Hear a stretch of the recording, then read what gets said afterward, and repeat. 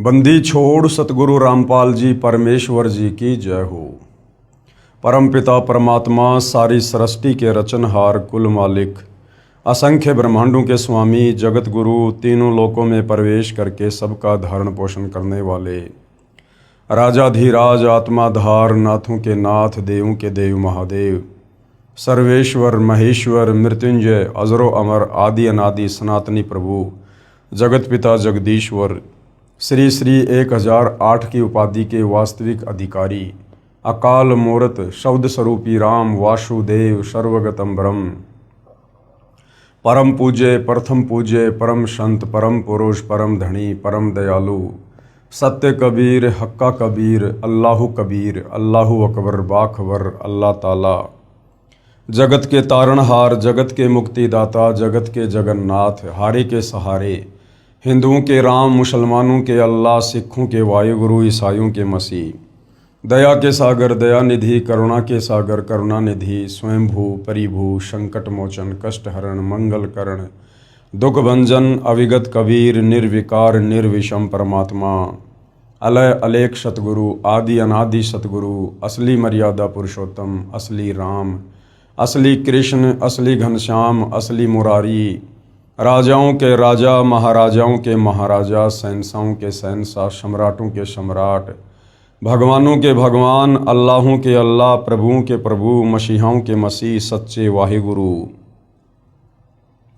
बाबाओं के बाबा पीरों के पीर सेठों के सेठ जगत सेठ सावड़सा सेठ सर्वगुण संपन्न अनंत कोटि कलाओं के स्वामी अनंत कोटि ब्रह्मांडों के नायक योगियों में महायोगी ध्यानियों में महाध्यानी सिद्धों में परम सिद्ध ज्ञानियों में तत्व ज्ञानी ब्रह्म ज्ञानी महाज्ञानी परम ज्ञानी सर्वश्रेष्ठ ज्ञानी विज्ञानी युवा कबीर समर्थ कबीर असमवात अमित ओजा सच्चे रहनुमा करीम अल्लाह सुभान अल्लाह दुनिया के अंतिम पैगंबर 8 सितंबर 1951 से गांव धनाना जिला सोनीपत हरियाणा भारतवर्ष की पावन भूमि पे प्रकट रियल कल्कि भगवान श्री नारायण साकार हरि श्री बाबा साहेब नूर अनंत परमात्मा सच्चे दरवेश सच्चे बाखबर संत श्रोमणी सतगुरु रामपाल जी परमेश्वर जी के चरण कमल में आप और हम सभी भाई बहनों का अनंत कोटि दंडवत प्रणाम। सत्साई भाई और बहनों, बहुत बड़ी दया बहुत बड़ी मेहर पूज्य गुरुदेव भगवान की परमेश्वर रामपाल जी की जिनके शुभ आशीर्वाद से विशेष आशीर्वाद से उन्हीं के सत्संगों का संग्रह पवित्र आध्यात्मिक पुस्तक ज्ञान गंगा के ऊपर वीडियो बनाने की श्रृंखला जारी है। इसी श्रृंखला में आज हमारा ये 37वें नंबर का वीडियो है और प्रत्येक वीडियो में भक्ति और भगवान को लेकर अध्यात्म को लेकर शास्त्र अनुकूल साधना को लेकर हमें वो तमाम जानकारियाँ नसीब हो रही हैं जिन जानकारियों को प्राप्त करने के लिए ये आत्मा युगों युगों से भटक रही है। यानी सारी सृष्टि के रचयिता कबीर परमेश्वर जब तक इस धरती पर संत रूप में प्रकट नहीं होते हैं तब तक हमें सृष्टि रचना के विषय में शास्त्र अनुकूल साधना के विषय में इस काल के 21 ब्रह्मांड में कोई नहीं समझा पाता है, कोई नहीं बता पाता है, क्योंकि गीता का ज्ञान देते समय ये काल ब्रह्म श्री कृष्ण जी के शरीर में प्रवेश करके अर्जुन को खुद कह रहा है कि अर्जुन इस संसार रूपी वृक्ष की यानी पूरी सृष्टि रचना की व्याख्या मैं भी विचार काल में यहाँ तेरे को नहीं बता सकता, क्योंकि मुझे भी इसके आदि और अंत का ज्ञान नहीं है। तो विचार करने की बात है, जब गीता ज्ञान दाता ब्रह्म को भी सृष्टि रचना के विषय में परमेश्वर के विषय में कंप्लीट ज्ञान नहीं है, सचखंड सतलोक जाने के मार्ग का ज्ञान नहीं है, तो भला 21 ब्रह्मांड के प्राणियों को कैसे ये सतज्ञान हो सकता है और 21 ब्रह्मांड का कोई भी प्राणी कैसे संत बनकर सतगुरु बनकर ये ज्ञान दे सकता है। इसलिए अपने द्वारा रची सृष्टि का यथार्थ ज्ञान ज्यों का त्यों देने के लिए कबीर परमेश्वर परम अक्षर ब्रह्म सत्य पुरुष स्वयं ही इस पृथ्वी पर मानव शरीर में एक लीला करते हुए तत्वदर्शी संत की भूमिका करते हुए इस ज्ञान को जन जन तक पहुंचाते हैं। और इसीलिए गीता ज्ञानदाता काल ब्रह्म ने गीता जी अध्याय 4 श्लोक नंबर 34 में स्पष्ट कहा है कि अर्जुन, उस परमेश्वर के विषय में कंप्लीट जानकारी तुझे कोई तत्वदर्शी संत ही देगा। यानी गीता ज्ञानदाता ने खुद अपने हाथ खड़े कर दिए कि मुझे भी कंप्लीट ब्रह्मांडों की रचना का ज्ञान नहीं है, मुझे भी परमेश्वर के विषय में कंप्लीट ज्ञान नहीं है। ऑप्शन दे दिया कि तू किसी तत्वदर्शी संत की खोज कर। अर्थात गीता जी में परमात्मा प्राप्ति का पूर्ण मार्ग नहीं है, वेदों में परमात्मा प्राप्ति का पूर्ण मार्ग नहीं है, क्योंकि चारों वेदों का सार ही गीता है और गीता ज्ञान देने वाला तत्वदर्शी संत की ओर इशारा कर रहा है। तो भाइयों और बहनों, आज इस भारत देश की पवित्र भूमि पर 8 सितंबर 1951 को प्रकट होकर सन 1994 से अपने यथार्थ 13वें कबीर पंथ को शुरू करके सतगुरु रामपाल जी परमेश्वर जी ने जो यथार्थ सृष्टि रचना का ज्ञान दिया है, जो उन्होंने कंप्लीट शास्त्र अनुकूल भक्ति साधना का ज्ञान दिया है, तो भाई और बहनों, ये कॉमन सेंस की बात है कि फिर सतगुरु रामपाल जी कौन है। भले दिखाई आप और हमारी तरह एक मनुष्य हैं, भले एक मानव के रूप में दिखाई दे रहे हैं, परंतु ये स्वयं साक्षात परम ब्रह्म परमेश्वर कबीर देव हैं। और जो आध्यात्मिक पुस्तक ज्ञान गंगा इन्होंने रची है, ये सर्व धर्मों के सर्व पवित्र धर्मशास्त्रों के ज्ञान से प्रमाणित है। इस पवित्र पुस्तक ज्ञान गंगा के तत्व ज्ञान में, अमृत ज्ञान में सोई की नोक रखने जितनी भी कमी किसी भी धर्म का कोई भी धर्म गुरु निकालने में सक्षम नहीं है। यानी यदि हम अपनी आत्मा का कंप्लीट मोक्ष करवा सकते हैं, कंप्लीट मोक्ष का मतलब है सदा सदा के लिए काल के 21 ब्रह्मांडों से छुटकारा, जन्म और मरण से छुटकारा, लक 84 योनियों से छुटकारा, नरक से छुटकारा, तपस्या के कष्ट से छुटकारा। तो सिर्फ और सिर्फ सतगुरु रामपाल जी की शरण में आकर उनके द्वारा प्रदान की गई सतभक्ति को मर्यादा में रहकर करने से ही संभव है। तो भाइयों और बहनों, निसंदेह वर्तमान में परम पूज्य सतगुरु रामपाल जी नर रूप में साक्षात नारायण हैं और पहचान होगी उनके प्रवचन सुनने से, सत्संग सुनने से, उनके द्वारा लिखी गई पुस्तकों को पढ़ने से। क्योंकि जब तक हम किसी के बारे में पढ़ेंगे नहीं, जानेंगे नहीं, तब तक हम जाहिर सी बात है समझेंगे भी नहीं। तो ज्ञान से ही ज्ञान होता है। तो आप जी निसंदेह सतगुरु रामपाल जी के प्रवचन यूट्यूब पर जेब से मोबाइल निकाल कर सुनिए और सृष्टि रचना को सर्वप्रथम सुनिए, क्योंकि सृष्टि रचना अध्यात्म की नींव है, अध्यात्म का मूल है। सृष्टि रचना को समझे बिना हम किसी भी धर्म की छोटी सी 10 पेज की पुस्तक को भी नहीं समझ सकते। और जिस दिन आप सतगुरु रामपाल जी परमेश्वर जी के द्वारा बताई गई, समझाई गई, सर्वधर्म शास्त्रों के ज्ञान से प्रमाणित की गई सृष्टि रचना को सुनकर समझ लेंगे, विश्वास कर लेंगे, उसके बाद चारों वेद भी आपकी उंगलियों पर होंगे, पवित्र गीता आपकी जुबान पर होगी। इस तत्व ज्ञान के अभाव में जो धर्मशास्त्र आज से पहले हमारे उन संस्कृत के तथाकथित विद्वान ब्राह्मणों के लिए, गुरुजनों के लिए, पंडितों के लिए पहाड़ के समान थे, आज वो चारों वेद, गीता, कुरान शरीफ, कुरान मजीद, तौरेत, जबूर, इंजिल, बाइबल, गुरु ग्रंथ साहिब, दुनिया की कोई भी धार्मिक पुस्तक हो, वो ये तत्व ज्ञान प्राप्त होने के बाद आपकी उंगलियों पर होगी और आपके लिए प्रथम कक्षा का कायदा हो जाएगा। क्योंकि तत्व ज्ञान अध्यात्म की जड़ है, ये मास्टर की है और मास्टर की से हम कोई भी ताला खोल सकते हैं।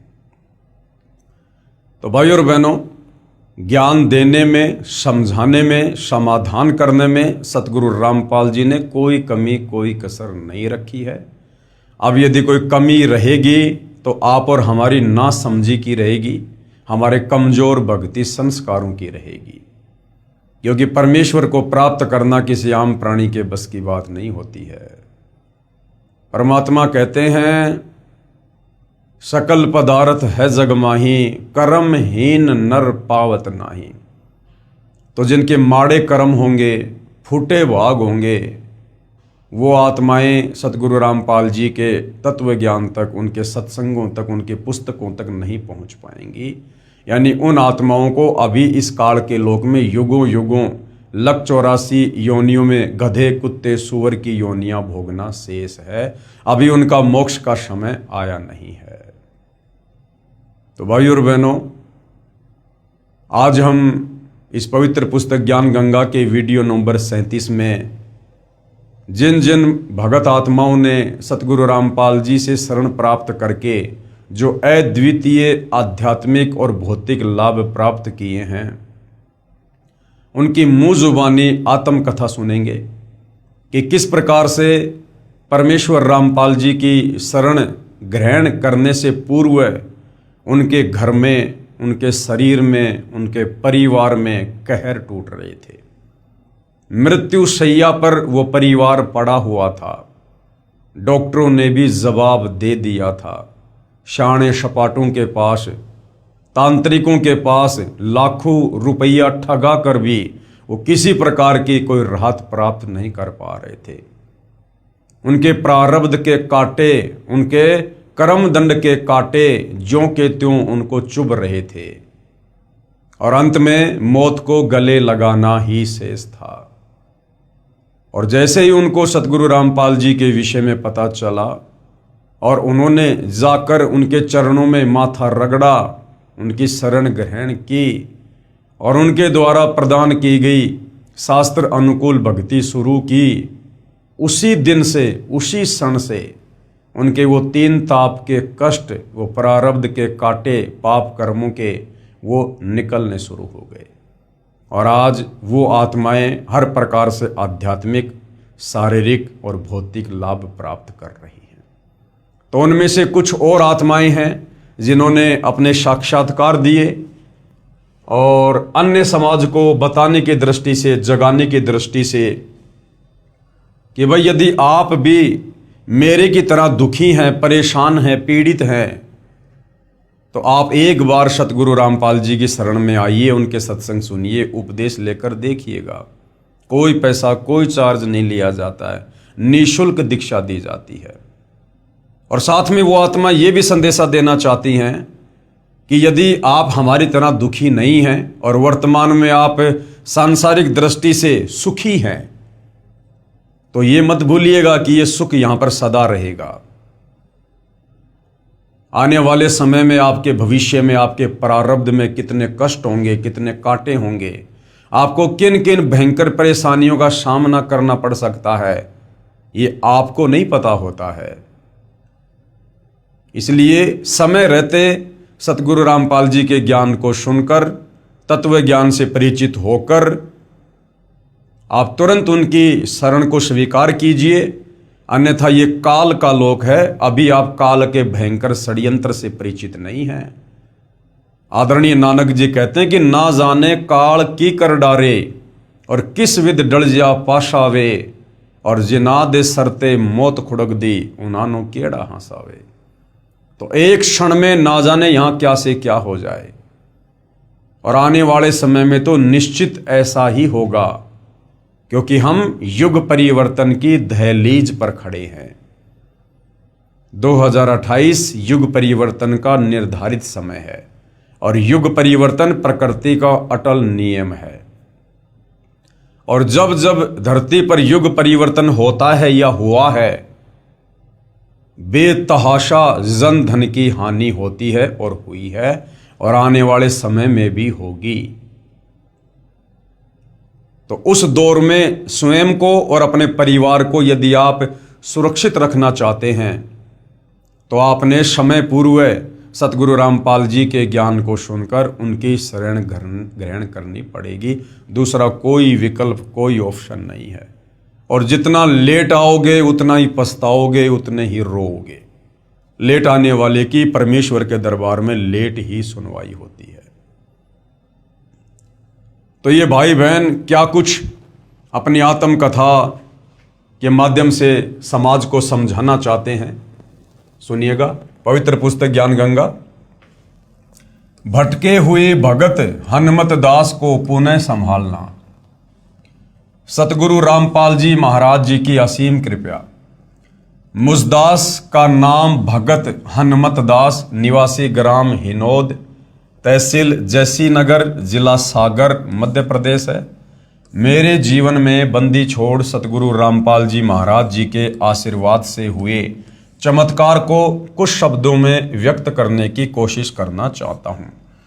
यानी परमेश्वर की महिमा को और परमेश्वर के उपकार को जीव कभी भी शब्दों में बयान नहीं कर सकता।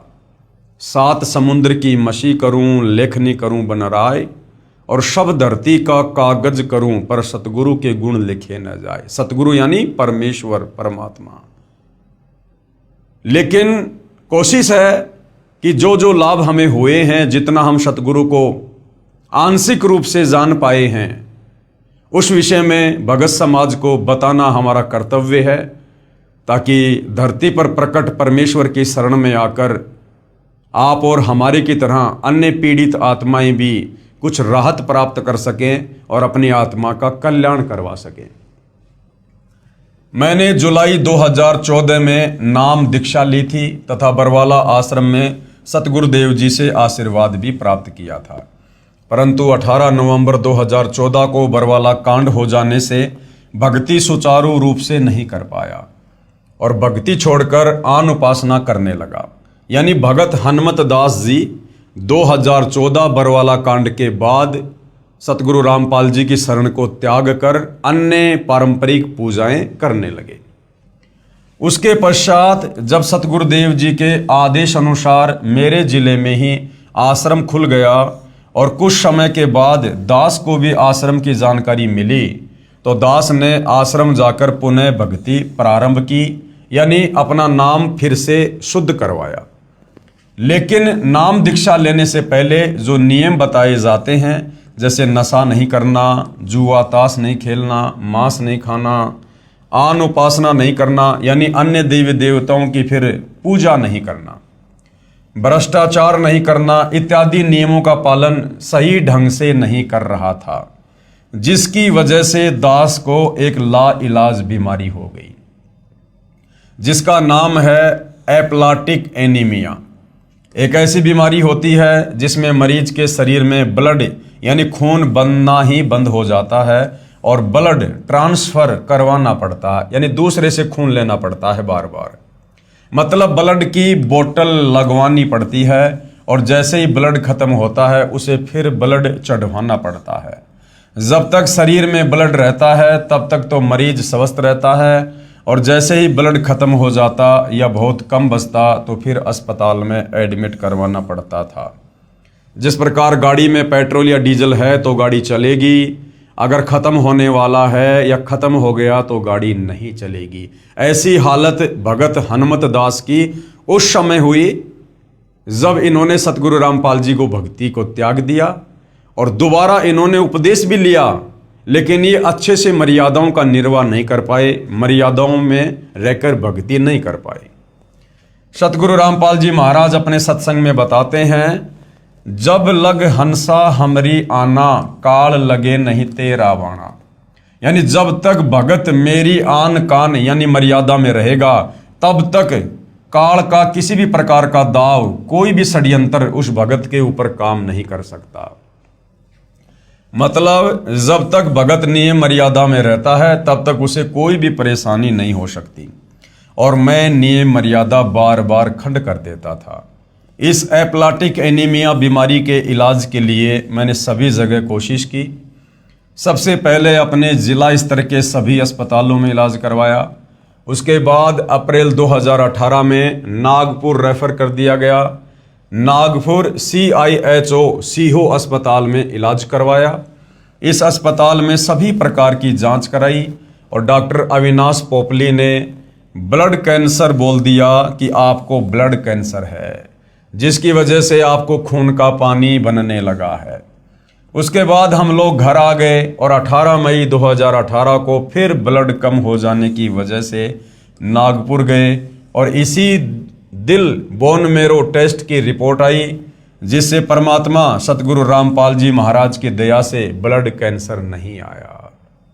लेकिन डॉक्टर अविनाश पोपली की रिपोर्ट के आधार पर बता दिया कि आपको एप्लाटिक एनीमिया है, जिसकी वजह से आपको ब्लड बनना बंद हो गया है और इसका अस्थायी इलाज ब्लड चढ़वाना ही है। यानी जब तक ब्लड चढ़वाते रहोगे तब तक आप जीवित रहोगे और जब ब्लड चढ़वाना बंद कर दोगे तो फिर आप मर जाओगे।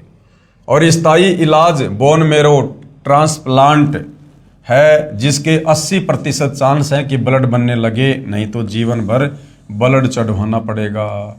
और बोन मेरो ट्रांसप्लांट का खर्च भी बहुत ज़्यादा है, 19 लाख रुपए लगभग। फिर दास ने सतगुरु जी से अरदास लगाई फोन के माध्यम से और सतगुरु देव जी का आदेश आया, नाम शुद्धिकरण करवा लो और नियम मर्यादा अनुसार भक्ति करो, परमात्मा दया करेंगे। मालिक का आदेश आने के बाद धीरे धीरे करके दास को राहत मिलती गई। पहले मालिक की दया से समय पर ब्लड की आवश्यकता पूरी होती गई और फिर अप्रैल 2019 में दास को ब्लड लगवाने की जरूरत नहीं पड़ी और करीब 1 साल इस बीमारी से ग्रसित रहने के बाद आज दास स्वस्थ है और ब्लड भी लगवाने की आवश्यकता नहीं पड़ती है। इस बीमारी में दास का हीमोग्लोबिन 2 से 3 ग्राम बचता था और प्लेटलेट्स 2000 तक बचते थे। दास ने दिल्ली एम्स में भी इलाज करवाया, इंदौर में डॉक्टर AK त्रिवेदी के पास भी गया, जबलपुर, भोपाल, नागपुर और भी अनेक जगह दवाई करवाई, लेकिन कहीं से भी कोई आराम नहीं लगा। केवल परमात्मा सतगुरु रामपाल जी महाराज जी द्वारा बताई भक्ति से ही दास अब स्वस्थ है और बिना किसी दवाई के आज बिल्कुल स्वस्थ हूँ। बंदी छोड़ सतगुरु रामपाल जी भगवान की दया है। सतगुरु चरणों का तुच्छ दास, भगत हनुमत दास, गांव हिनौद, जिला सागर, तहसील जैसी नगर, मध्य प्रदेश। देखो भाइयों और बहनों, अभी तक हम परमेश्वर जी के गुणों से अपरिचित थे, अभी तक हम शास्त्र अनुकूल साधना से दूर बैठे थे। अन्यथा परमात्मा के गुण तो ज्यों के त्यों हैं, परमात्मा बदल नहीं गया। आज भी धरती पर सतगुरु रामपाल जी के रूप में उनके नाम से वही परमात्मा है जो परमात्मा सतयुग में सत सुकृत ऋषि के नाम से आया था, त्रेता में मुनिंद्र ऋषि के नाम से आया था, जिन्होंने भगत प्रहलाद की खंबे से प्रकट होकर उसके पिता हिरण्यकश्यप से रक्षा की थी, जिन्होंने मीराबाई के जहर को अमृत में तब्दील कर दिया था, जिन्होंने भगत प्रहलाद को अग्नि से बचाया, महाभारत के युद्ध में टटेरी पक्षी के बच्चों को बचाया, ये वही परमात्मा है। परमात्मा में कोई परिवर्तन नहीं होता, उसके गुणों में कोई बदलाव नहीं होता। लेकिन आप और हम जीव आत्माएं देश काल और परिस्थिति के अनुसार परमेश्वर को भूलकर शास्त्र विरुद्ध साधना करने के चलते परमेश्वर से प्राप्त होने वाले लाभों से, उन्हें फायदों से दूर होते चले जाते हैं, जिस कारण से हम फिर भटकते रहते हैं और हर प्रकार की परेशानियों का सामना करते रहते हैं। तो परमेश्वर तो भाइयों और बहनों मुर्दे को जिंदा करता है, मुर्दे को जिंदा, बिना किसी ऑपरेशन, बिना किसी हॉस्पिटल, बिना किसी सर्जरी के, क्योंकि ये परमेश्वर के गुणों में लिखा हुआ है। गुरु कृपा की महिमा। आगे एक और आत्मा है जिन्होंने सतगुरु रामपाल जी से उपदेश प्राप्त करने के बाद जो शारीरिक या भौतिक लाभ प्राप्त किए, तो किस प्रकार से उन्होंने अपनी आत्मकथा में बताया। मैं त्रिलोक दास बैरागी, ग्राम डीमरखेड़ा, जिला कटनी, मध्य प्रदेश का निवासी हूँ। मैंने दिनांक 27/6/2010 को नामदान लिया था। जब मैंने नामदान लिया था तब मुझे मालूम नहीं था कि नामदान नहीं बल्कि अमृत ले रहा हूँ। मेरी बात आपको अतिशोक्ति लगेगी, लेकिन कसम मुझे गुरुदेव के चरणों की, इसमें मैंने जो भी अनुभव किए या जो भी प्रमाण मेरे सामने हुए, मैंने कल्पना भी नहीं की थी कि मेरे साथ ऐसा चमत्कार होगा। नामदान लेने से 6 महीने बाद मेरा पुत्र बीमार होता है, जिसका जन्म 5 पुत्रियों के बाद हुआ था। मैं अपने पुत्र का इलाज लगातार 1 महीने तक MBBS डॉक्टरों से करवाता रहा। मगर 1 महीने तक बालक ठीक नहीं हुआ। अचानक मेरे बालक ने एक दिन सुबह 9 बजे आंखें बंद कर ली, मतलब बेहोश हो गया। मैं उसे लेकर उमरिया पान भागा, वहाँ के सभी डॉक्टरों ने इलाज करने से मना कर दिया। मैं उसे लेकर सिहोरा गया, सभी जगह MBBS डॉक्टर हैं, मगर पुत्र की हालत देखकर सभी ने इलाज करने से मना कर दिया। मानो वो बताना चाहते थे कि तुम्हारे पुत्र की मृत्यु हो चुकी है। पुत्र की उम्र सिर्फ 1 वर्ष थी। हिम्मत बांधकर एक डॉक्टर ने कहा कि अगर उसे ऑक्सीजन मिल जाए तो शायद कुछ हो सकता है। मैंने तत्काल एक 4 व्हीलर रिजर्व की और जबलपुर के लिए भागा, जो कि बच्चों का रिसर्च सेंटर है। वहाँ के डॉक्टर ने बच्चे की हालत देखकर कहा कि इसमें कहीं कोई हलचल नहीं हो रही है, कहीं भी सुई लगाता हूँ इसको कुछ मालूम ही नहीं हो रहा। भर्ती करना मेरे लिए रिस्क की बात है। मैंने कहा भर्ती करो और भर्ती करके इलाज शुरू करो, बाकी सब परमात्मा पर छोड़ दो। डॉक्टर ने कहा अगर इसे 6 घंटे में होश आ गया तो शायद बच जाए, नहीं तो मुश्किल है। सुबह 9 बजे से रात्रि के 9 बज चुके थे, परंतु बालक होश में नहीं आ रहा था। लड़के की माँ ने और मैंने रोना शुरू कर दिया। मेरा ध्यान अचानक ज्ञान गंगा और भक्ति सौदागर को संदेश में लिखे हुए चमत्कारों की तरफ गया जो भक्तों के साथ हुए हैं। मैंने अपने आप को संभाला और अपने आप को गुरु के चरणों में समर्पित कर दिया। कहा गुरुजी मेरे पुत्र की रक्षा करो और मुझे जो विश्वास था गुरु की महिमा पर उसकी लाज रखो। 2-3 बातें भाई और बहनों, जो भगत भाई बहन अच्छे से गुरु जी के ज्ञान को ना समझ पाने के कारण गलतियां कर देते हैं। भगत जी कह रहे हैं कि अपने पुत्र की ऐसी हालत देखकर मैं और मेरी भगतमती रोने लग गए। भाई और बहनों, इसका मतलब हमारे अंदर भी बहुत कमजोरियां हैं। अभी हम विष्णु जी के सतोगुण के प्रभाव से बाहर नहीं हैं, दूर नहीं हैं। जबकि नाम दीक्षा लेने के 2 से 3 वर्ष बाद इन तीनों गुणों का प्रभाव, रजगुण ब्रह्मा, सतगुण विष्णु, तमगुण शंकर का प्रभाव बिल्कुल शून्य मात्र हो जाना चाहिए। हमें ये ज्ञान हो जाना चाहिए कि हमारा यहाँ कोई बेटा बेटी, माता पिता, भाई बंधु, रिश्तेदार, पति पत्नी नहीं है। हम सब यहाँ पर सतलोक में की गई गलती की सजा भोग रहे हैं और इस काल ने हमारे को यहाँ पर कर्म बंधनों में बांधते हुए, ऋण संबंधों में बांधते हुए, हमें यहाँ एक दूसरे के साथ बेटा बेटी के रिश्ते में, माता पिता के रिश्ते में, पति पत्नी के रिश्ते में जकड़ रखा है, बांध रखा है। और सतगुरु हमें जो तत्व ज्ञान देते हैं वो इसीलिए देते हैं कि हम इन ऋण संबंधों से, इन कर्म बंधनों से कुछ ढीले हो जाएं, कुछ दूर हटना शुरू हो, कुछ राहत प्राप्त करें और अपना मूल जो मकसद है उसको समझें कि यहाँ मेरा कोई परिवार नहीं है, मेरा असली परिवार सतलोक में है। मेरे असली बेटा बेटी यदि कहीं हैं तो सतलोक में हैं। और यदि हम सतगुरु से उपदेश लेकर, दिन रात उनके प्रवचन सुनकर, और यदि यही इस काल की गंदी व्यवस्था में ही अगर इसी प्रकार से मरते रहे, घुटते रहे, मेरा मेरी, तेरा तेरी के चक्रों में बंधे रहे, जरा सी किसी को परेशानी आ गई आंखों से आंसू निकालते रहे, तो भाई और बहनों फिर हम किस दिन सतलोक जाने की तैयारी करेंगे? ऐसी स्थिति जिस दिन आप सतलोक जाने की तैयारी करोगे उससे 2 घंटे पहले ये काल आपके पोते के साथ, आपकी पोती के साथ या आपके बेटा बेटी के साथ में फिर से घटित कर देगा, फिर उनको बीमार कर देगा, कोई एक्सीडेंट हो जाएगा, फिर आपका ध्यान वहीं लग जाएगा, आप तो रोना धोना शुरू कर दोगे, उन्हीं के चक्कर में चिंतित हो जाओगे। और मालिक कहते हैं कि अंत समय में शरीर छोड़ते वक्त जहां आपकी आस्था होगी, जहां आपका ध्यान होगा, वहीं आपको पुनः जन्म लेना होगा। तो भगत जी जिस प्रकार की बातें अपने इंटरव्यू में कह रहे हैं, जो उनके साथ में घटित हुआ, ये भगत की अभी नादानी है, ज्ञान की कमी है। तो बाकी भाई बहन जो इंटरव्यू देख रहे हैं वो अपने आप को संभालने की स्थिति में धीरे धीरे आ जाएं। इन बच्चों को अपनी संपत्ति को संकल्प करके और गुरुदेव भगवान के चरणों में समर्पित कर दें कि परमात्मा ये तन मन धन सब आपका है, हम केवल आपके द्वारा दी गई इन वस्तुओं का भोग भोग रहे हैं, ये हमारी नहीं है। हम तो यहाँ पर केवल कुछ समय के लिए इस शरीर में एक यात्री बनकर आए हैं भक्ति करने के लिए।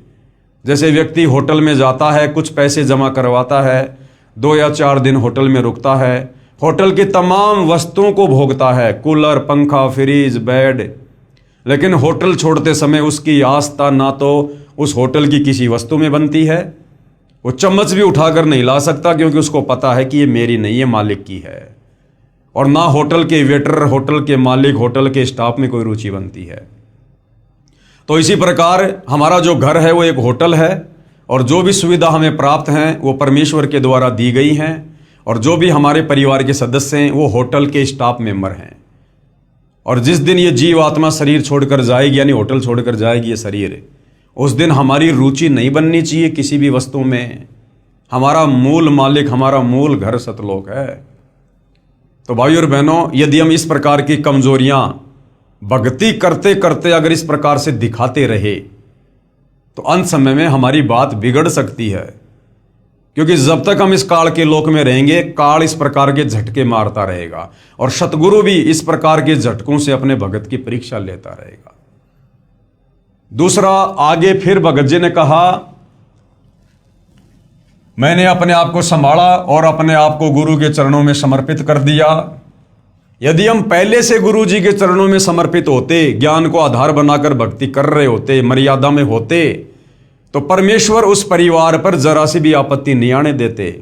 इस भगत के बच्चे के साथ में इस प्रकार की घटना घटित नहीं हो सकती थी।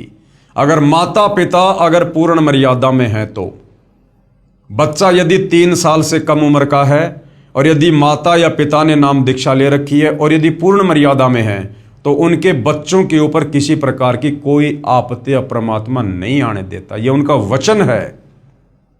ऐसे बहुत सारे उदाहरण आपको संगत में देखने को मिलेंगे। तो भगत जी कहते हैं कि बाद में मैंने परमात्मा के चरणों में स्वयं को समर्पित किया और कहा, गुरुजी मेरे पुत्र की रक्षा करो, और मुझे जो विश्वास था गुरु की महिमा पर, उसकी लाज रखो। ये भी भगत की कमजोरी है। हमने कोई एग्रीमेंट नहीं कर रखा भगवान के साथ कि भगवान हमें सुख देगा, मेरे बेटे को ठीक रखेगा तो मैं भक्ति करूंगा। भक्ति स्वयं की आत्मा के कल्याण के लिए की जाती है, बेटा बेटी की अच्छी कामना के लिए नहीं की जाती है। बेटा बेटी के अपने संस्कार हैं, वो अलग आत्मा हैं। हम इस जन्म में भले ही माता पिता बेटा बेटी के संबंधों में हैं, क्या पता पिछले जन्म में वो बेटा बेटी आपके घोर शत्रु थे। गुरुदेव ने तो स्पष्ट कर रखा है कि हमारे घर में जो बेटा बेटी आते हैं वो कौन हैं, या तो पिछले जन्म में हम उनके दुश्मन थे, या वो हमारे दुश्मन थे जो इस जन्म में अपना लेन देन पूरा करने के लिए आए हैं।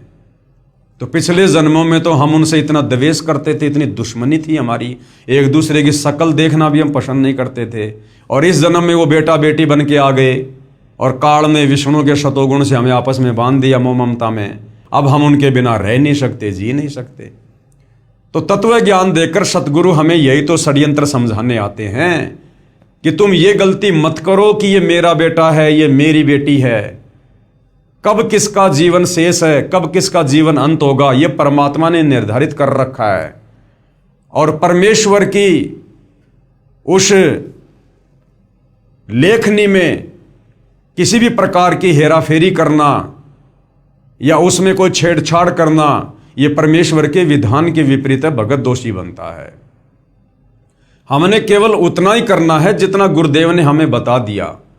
भाई ये मर्यादा है, ये भक्ति है, और आपने इस प्रकार से भक्ति मार्ग पर चलना है। बाकी काम उस परमेश्वर का है। फिर वो किसको बचाएगा, किसको मारेगा, अच्छा होगा या बुरा होगा।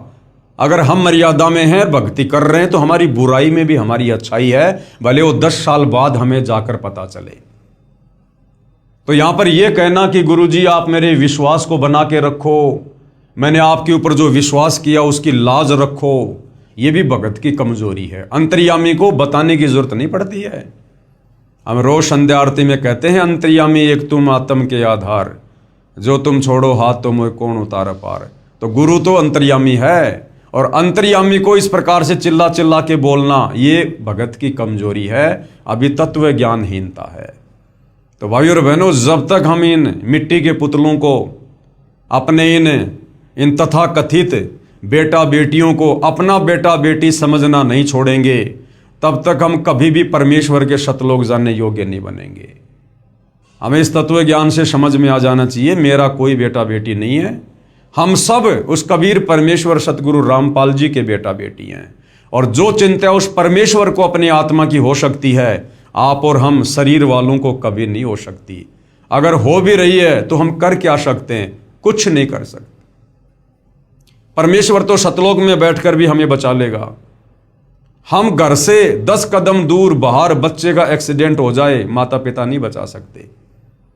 तो हम भी परमेश्वर के चरणों में समर्पित रहें और अपने बच्चों को भी परमात्मा के चरणों में लगा दें, और फिर मर्यादा में रहकर भक्ति करें। उसके बाद जो भी अच्छा बुरा लाभ हानि होगी वो हमारे भले में होगी। फिर हमने किसी प्रकार की कोई भी शंका या कोई भी विशेष ऐसी डिमांड या प्रार्थना सतगुरुदेव भगवान से नहीं करनी है, सिवाय भक्ति और मर्यादा के।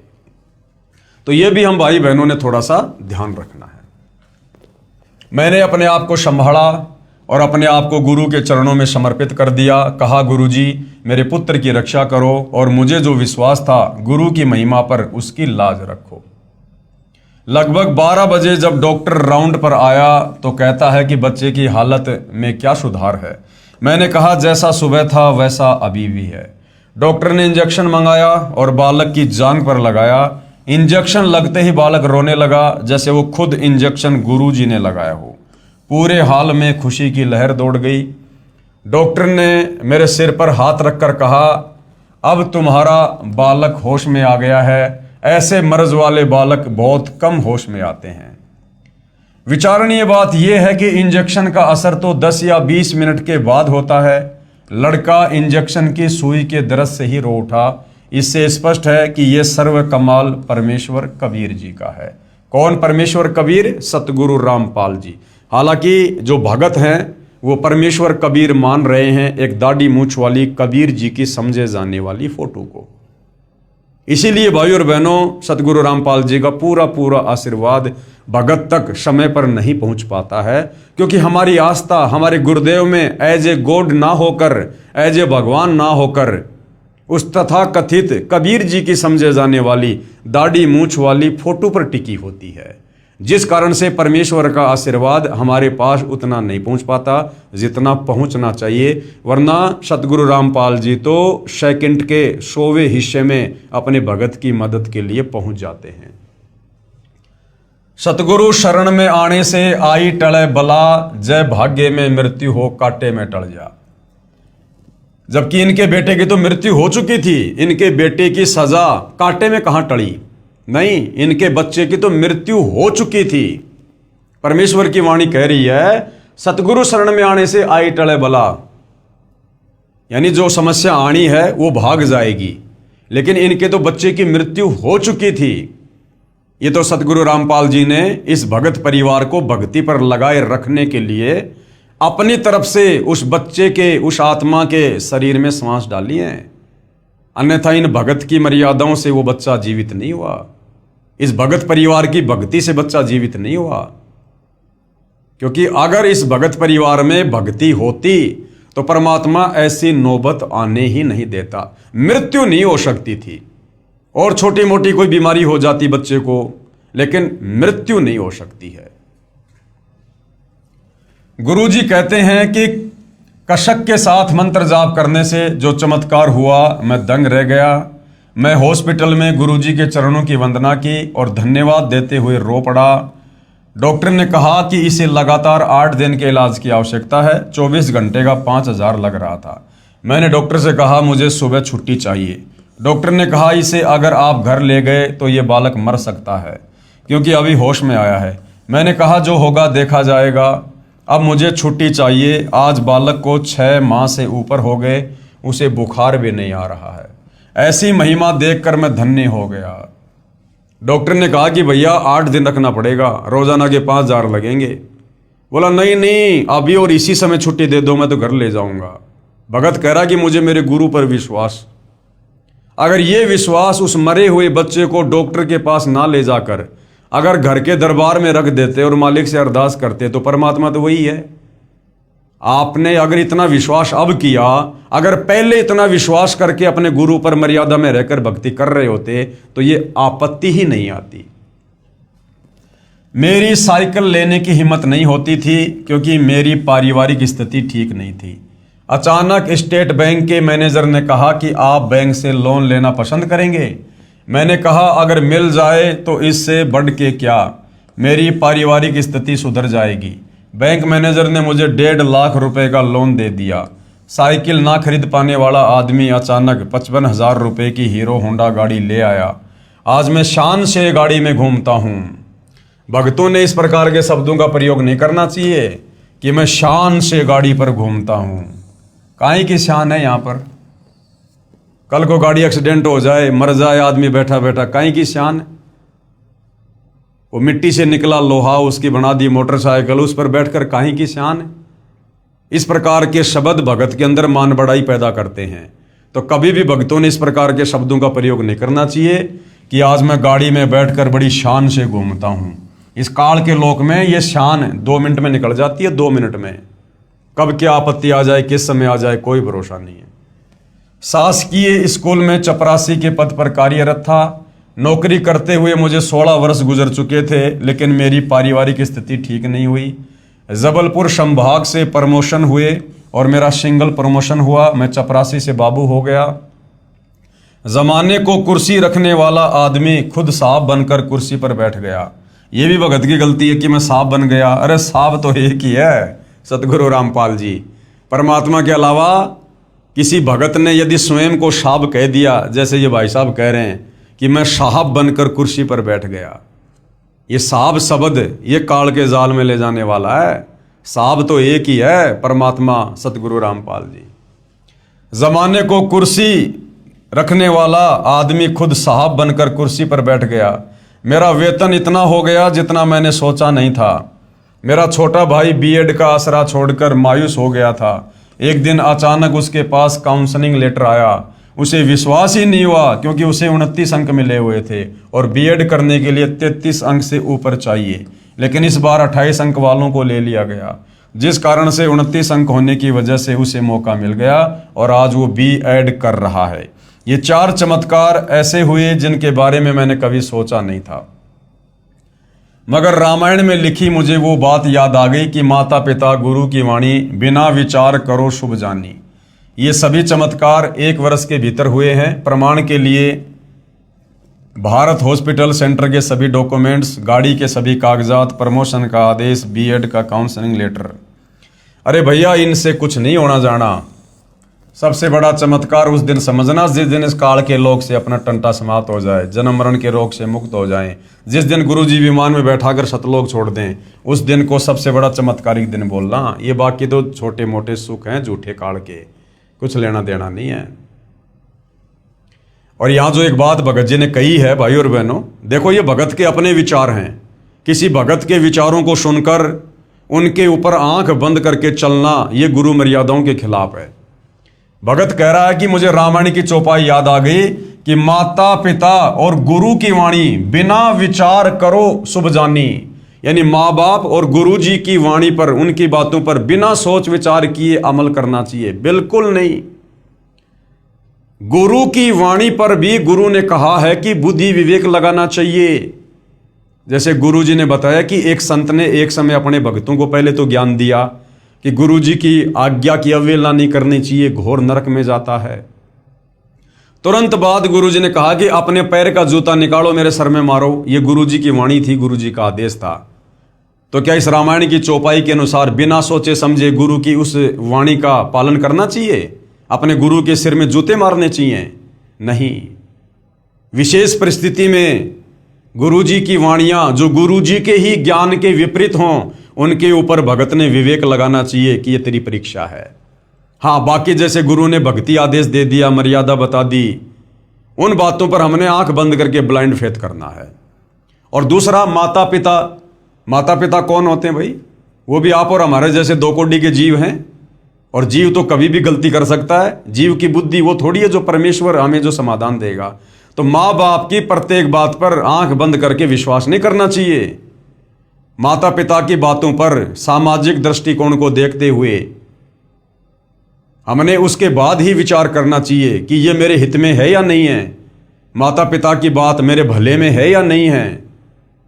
माता पिता अगर काल प्रेरित हैं और काल तुम्हें माता पिता के माध्यम से अपने षड्यंत्र में फांसना चाहता है, तुम कैसे भगत होने के बावजूद माता पिता की प्रत्येक बात को आंख बंद करके तुम वो कर लोगे? नहीं कर सकते।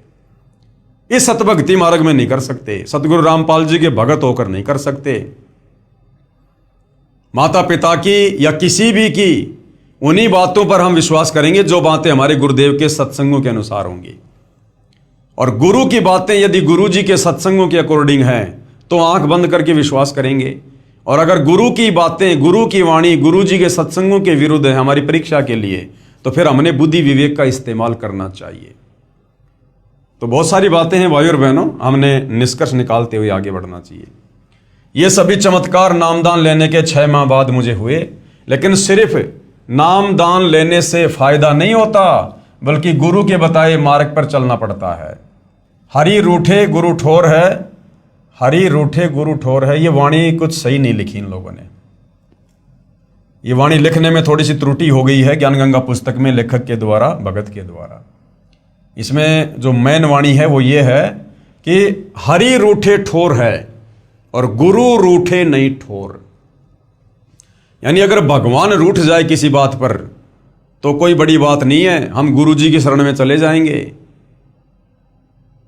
और यदि गुरु जी रूठ गए भगत की किसी बात को लेकर, फिर वो हरि यानी भगवान भी कोई मदद नहीं कर सकता। गुरुदेव जी के चरणों में शिष्य के अनुभव सादर समर्पित हैं। भगत त्रिलोकदास बैरागी, साहा ग्रेड 3, साहा उच्च माध्यमिक विद्यालय मुरवारी, तहसील डीमरखेड़ा, जिला कटनी, मध्य प्रदेश। आगे भाई और बहनों एक और भगत है जिन्होंने अपनी आत्मकथा इस पवित्र पुस्तक ज्ञान गंगा में लिखवाई है।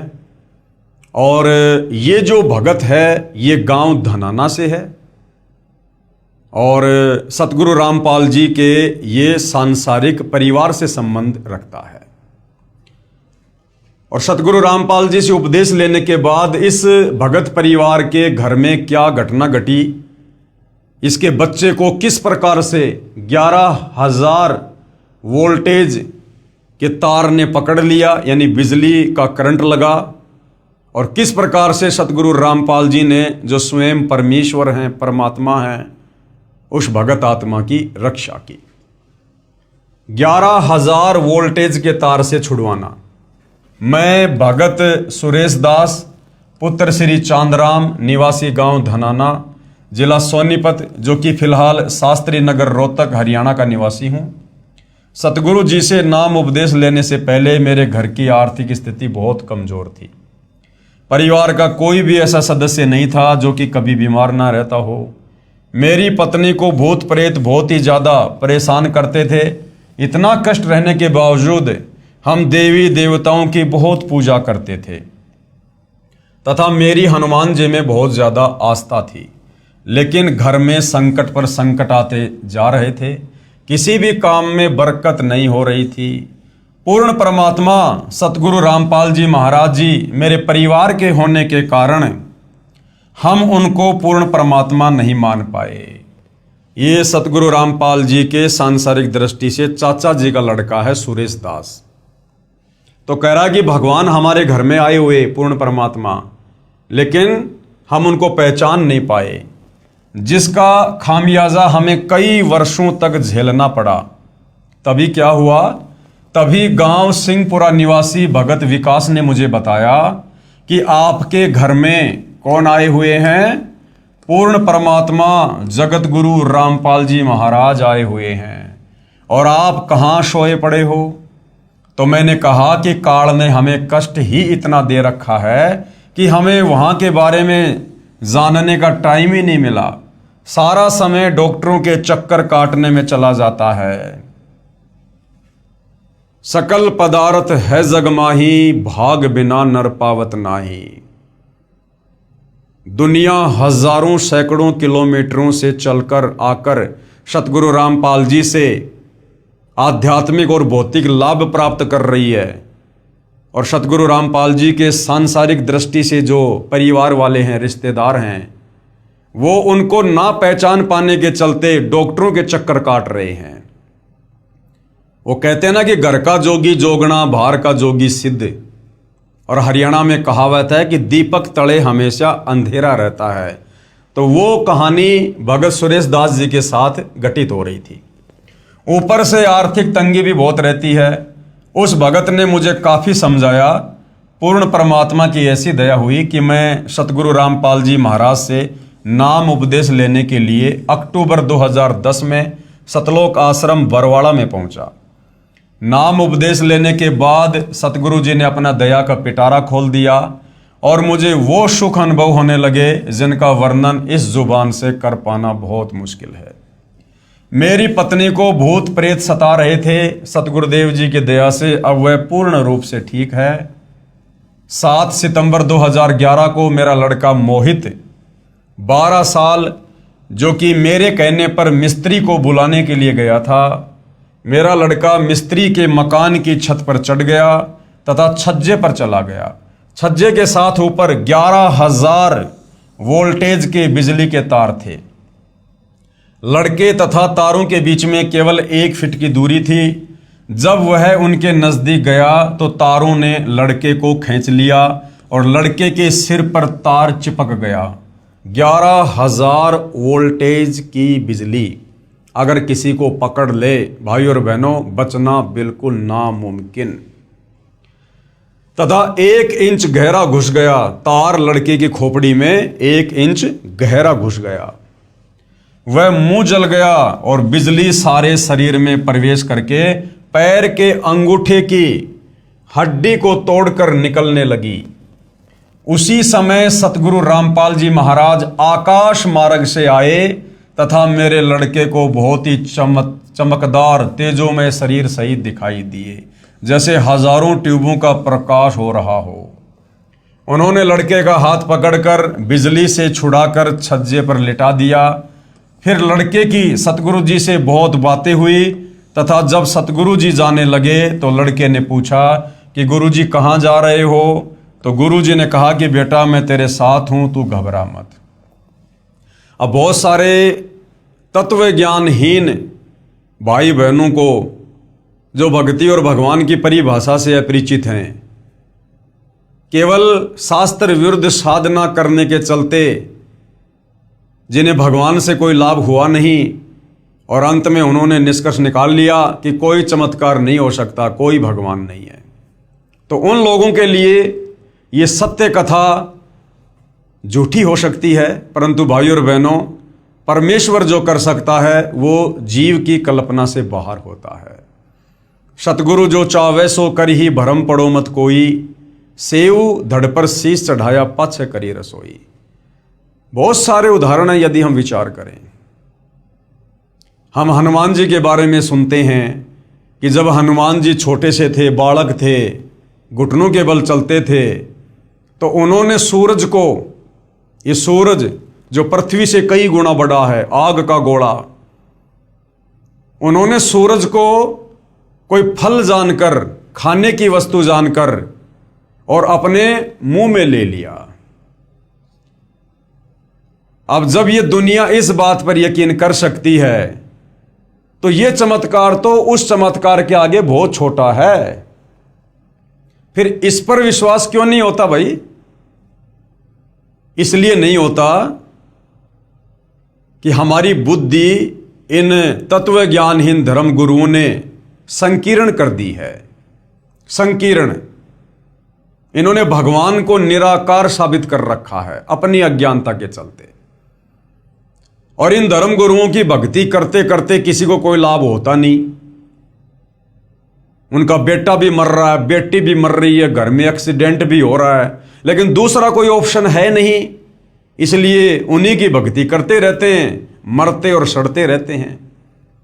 और जब इस प्रकार के चमत्कार उस आत्मा के साथ होते हैं, उस आत्मा के परिवार के साथ होते हैं जो पूर्ण ब्रह्म परमेश्वर सतगुरु रामपाल जी के साथ कनेक्टेड है, तो फिर उन नादान धर्म गुरुओं की संगत को विश्वास नहीं होता कि भक्ति तो हम भी कर रहे हैं, हमारे गुरु जी तो संत रामपाल जी से भी बहुत बड़े दिखाई देते हैं, हमारे गुरु जी के भक्तों की संख्या भी सतगुरु रामपाल जी के भक्तों की संख्या से कई गुना बड़ी है, और हमारे गुरु जी तो वास्तव में साधु हैं, भगवा वस्त्र, गेरवे लाल वस्त्र पहन रखे हैं, रुद्राक्ष की माला है, बड़ी बड़ी चोटी है, जटा है। सतगुरु रामपाल जी तो सिंपल तरीके से रहते हैं। तो वो सोचते हैं कि ऐसा नहीं हो सकता। भाइयों और बहनों, जो हम सोच नहीं सकते परमात्मा वही करता है। जहां इंसान की बुद्धि काम करना बंद कर देती है, वहां से परमात्मा का कार्य शुरू होता है। उस परमेश्वर ने मीराबाई के जहर को अमृत बना दिया, तो क्या नहीं कर सकता वो परमात्मा। जो परमात्मा भगत प्रहलाद को बचाने के लिए खंबे में प्रकट हो सकता है, उसको आकाश मार्ग से आने में क्या दिक्कत है। हम हनुमान जी की लीलाओं पर शंका क्यों नहीं करते। एक आदमी, एक व्यक्ति जो त्रेता युग में आया, जन्मा, अंजनी के गर्भ से जन्मा, वो इतने लंबे चौड़े समुद्र को कैसे आकाश मार्ग से पार कर देगा। यदि हम उनकी बातों पर विश्वास कर सकते हैं, रामायण की बातों पर विश्वास कर सकते हैं, तो फिर हम सतगुरु रामपाल जी के द्वारा जो चमत्कार उनके भक्तों के साथ किए जा रहे हैं, हम उन पर विश्वास क्यों नहीं कर सकते। क्योंकि अभी हम सतगुरु रामपाल जी की शरण से दूर हैं, और ये मन उन बातों की तरफ इंसान को ज्यादा लेकर जाता है जिनकी कथा सुनने से, जिनकी महिमा करने से हमें कोई लाभ ना हो।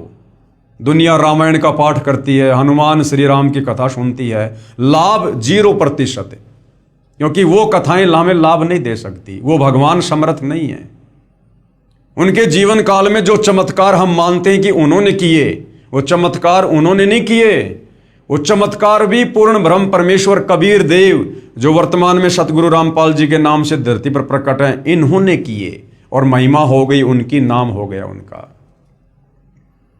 हनुमान जी इतने समर्थ नहीं थे कि वो छलांग लगाकर और श्रीलंका चले जाएं। ये चमत्कार भी कबीर परमेश्वर जी के आशीर्वाद से, उनकी शक्ति से हुआ।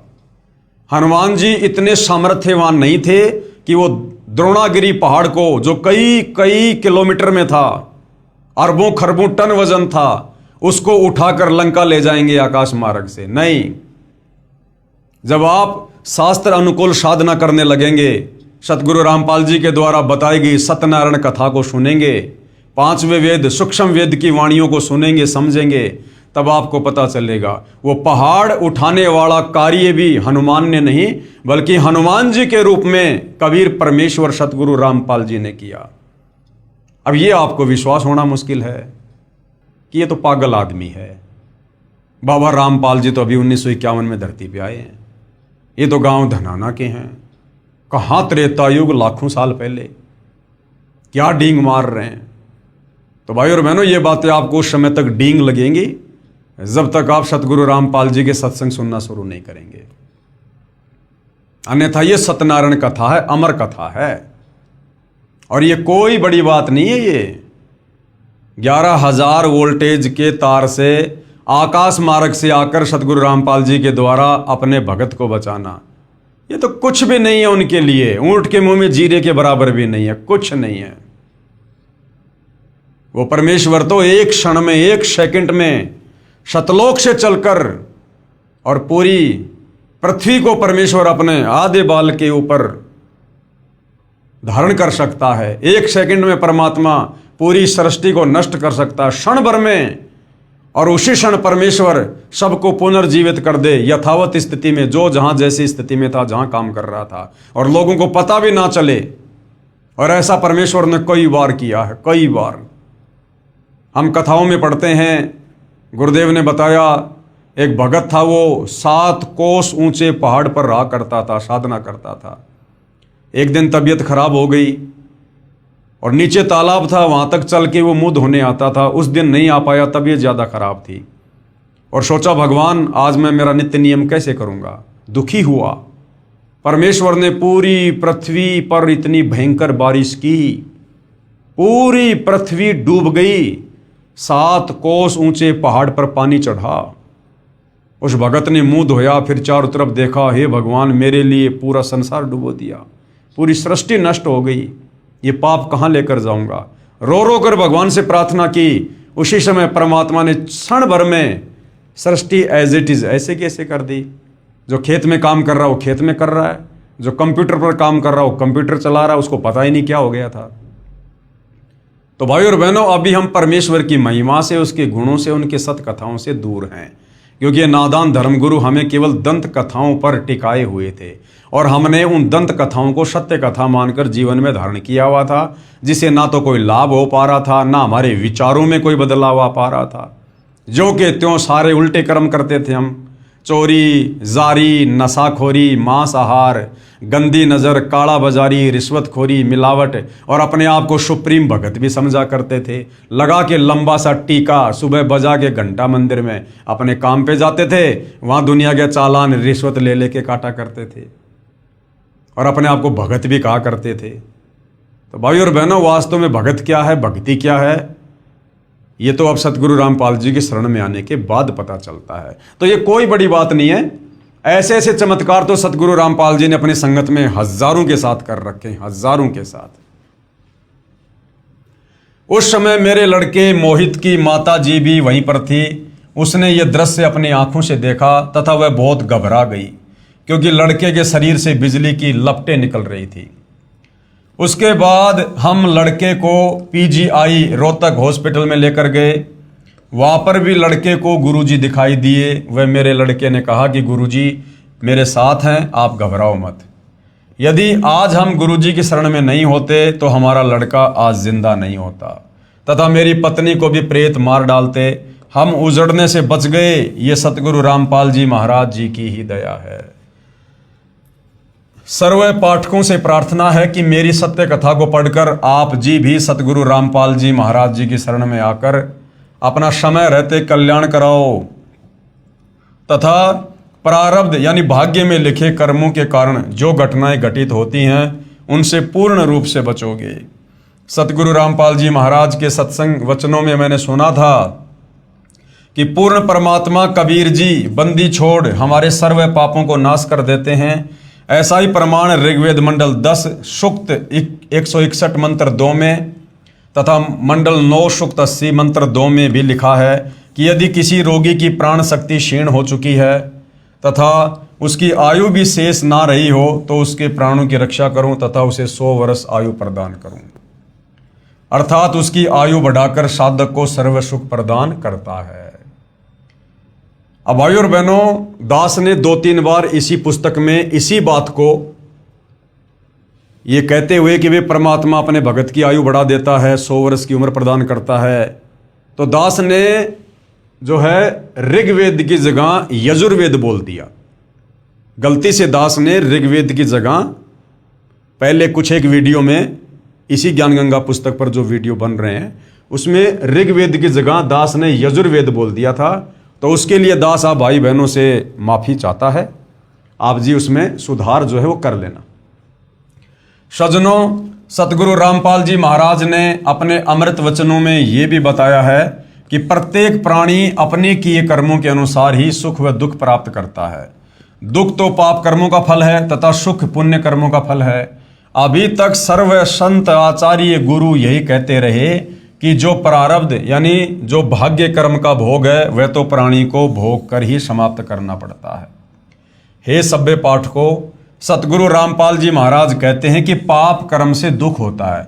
यदि पाप कर्मों का नाश हो जाए तो दुख का स्वतः अंत हो जाता है। यदि भक्ति करते करते भी पाप कर्म का फल यानी दुख भोगना ही पड़े तो भक्ति की फिर क्या आवश्यकता है? फिर तो भक्ति की आवश्यकता ही समाप्त हो जाती है।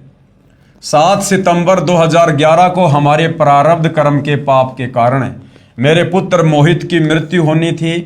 हमारे सतगुरु रामपाल जी महाराज जी की कृपा से परम पूज्य कबीर परमेश्वर जी ने, नहीं सुरेश जी याद करो, आपको गांव सिंहपुरा के भगत विकास ने क्या बताया था कि आपके घर में खुद पूर्ण परमात्मा आए हुए हैं। और आप यह कह रहे हो कि हमारे सतगुरु रामपाल जी ने कबीर परमात्मा के दया से, तो आप तो भाई अपने गुरुदेव को परमात्मा से अन्य दर्शा रहे हो। ऐसा नहीं है। गुरु और गोविंद दो नहीं भाई, जब तक दो समझोगे दो जग में जाई। तो सतगुरु रामपाल जी स्वयं कबीर परमात्मा जी हैं, जिन्होंने हमारे पाप कर्म का नाश कर दिया तथा मेरे बच्चे की जीवन रक्षा करके आयु बढ़ा दी।